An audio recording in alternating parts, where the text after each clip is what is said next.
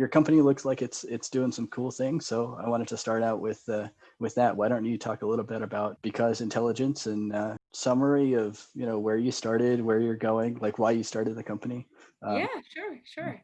So we are a Boston-based tech startup. I am one of the founders. We're completely female-founded, female-funded, female-led, female-coded, female-branded. We're like pretty much majority female over here, which is cool because we are really trying to prove the mission that women can start tech companies versus I think a lot of companies that are started by women are selling more female-oriented products that like women buy. So that's like our core ethos of who we are. But we're also a team of very socially conscious millennials who felt like there was this massive shift happening in how consumers were purchasing products. This is not only in the US, but globally, where consumers, both millennial and Gen Z, really want to buy from brands that stand for the same values as them. They want to buy from brands that are being mindful in how they produce their products, how their products are disposed of from a waste perspective, as well as how they treat their employees, how they treat their community around them, what kinds of charities they're involved in. And so the traditional concept of like CSR, corporate social responsibility, has evolved. And I think that's mostly because millennial and Gen Z are BS detectors. It's not good enough to just like give money at the end of the year based on what's left over. So with that shift happening of like all of these up and coming direct to consumer brands who are really trying to compete based off of values, we saw this opportunity to help companies kind of better communicate that. First, actually, in our initial product through influencer marketing, we had built a social listening product right after we raised our pre-seed round, which was literally right before COVID, from angel investors. We launched our influencer marketing product, which was essentially focused on finding influencers on social media who were talking about causes like climate change and Black Lives Matter, and help brands to really connect with them in essentially the first like free influencer model, like organic. The whole thing just absolutely did not work for a lot of reasons. So that was like our massive pivot that we just went through. I think one of the biggest reasons it didn't work is because influencer marketing is a really, really top of the funnel type marketing tactic. It can be very successful, but it's hard to measure. And our ultimate mission since day one has been, how do we prove that giving back is actually good for business, that there's an actual business impact associated with it from a sales perspective? And influencer marketing is really hard to measure when you actually ask like, what kind of sales did it drive?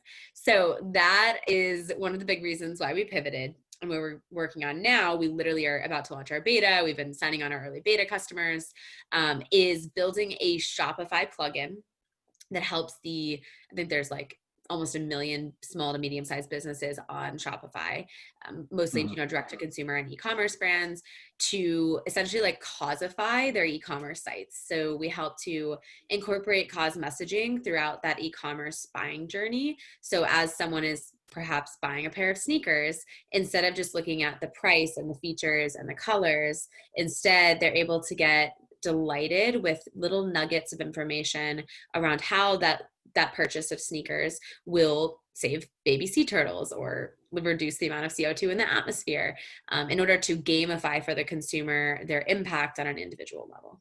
So that was a long-winded story of like our whole mission and kind of this journey that we've been on, but that's the recent pivot that we went through. Awesome.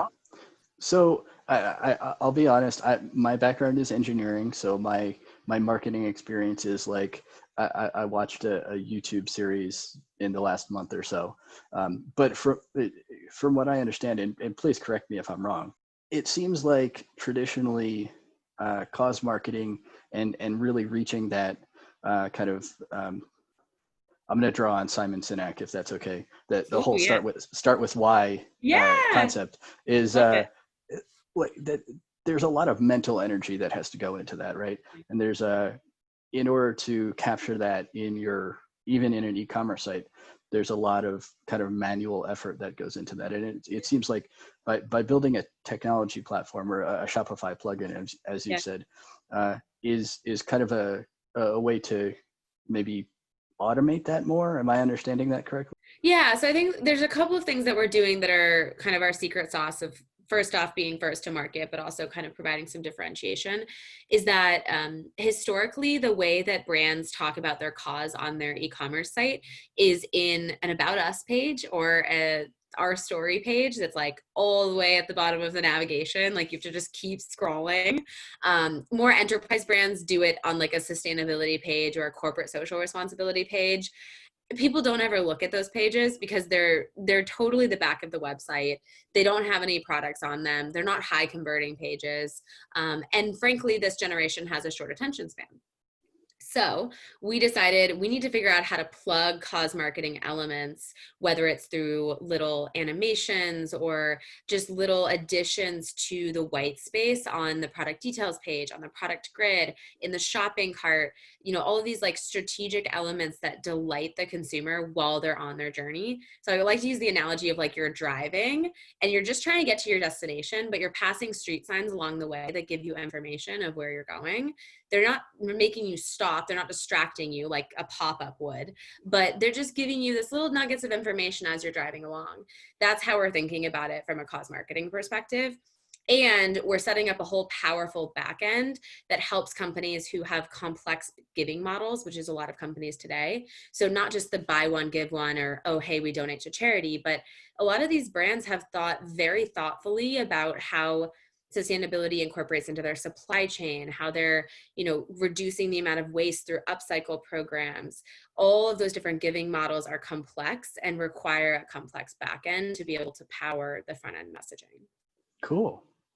So getting back to the pivot for a minute, was there one thing that happened? I'm sure we could all just say, COVID, but was there one thing in particular that, and maybe that's totally not something that was an indicator of, oh, we need to pivot now, but was there one thing in particular where you kind of went into work one day and were like, wow, this really isn't working, we have to go in a different direction? Yeah. I think ultimately it was a number of problems that kind of like kept stacking up. Like the way that I think about it as a founder and CEO is you are a firefighter and you're always putting out fires.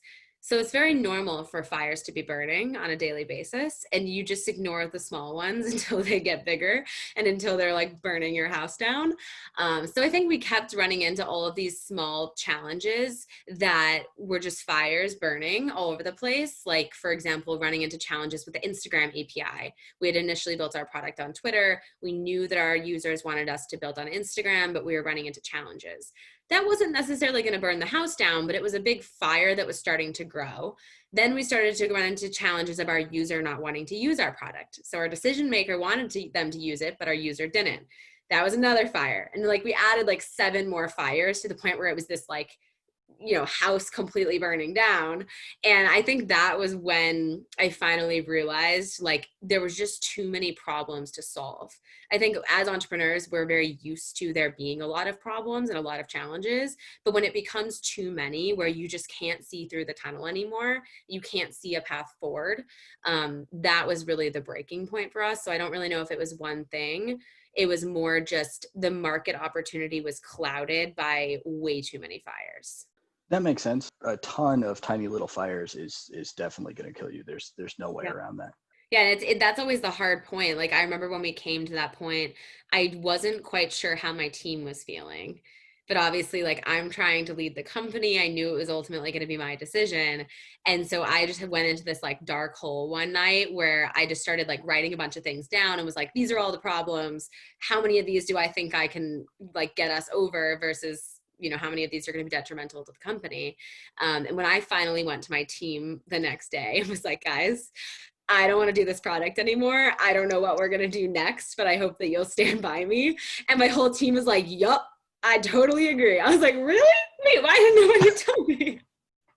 I was like, you don't even, like, none of us know where we're going, but we're all in agreement that we don't want to go there anymore. So it's funny how that works. So a little more open-ended. My tagline on LinkedIn is all about empowering people to be the best versions of themselves, and when it comes to companies, doing what they do best. And I think that kind of can relate to cause marketing in like helping them embody what they, their why ultimately. Yeah. So can you talk a little bit about that and how you see your product, especially the new one, kind of fitting into that empowering framework? Yeah.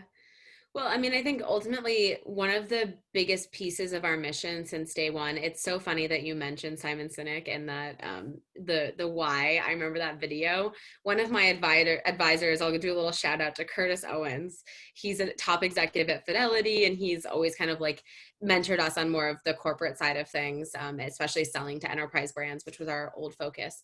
But he sent me that video one day and was like, this is how Apple became so successful. And it's all about your why and just like authentically expressing your values in a way that just gets people bought in on a level that would just never be able to accomplish this through features alone.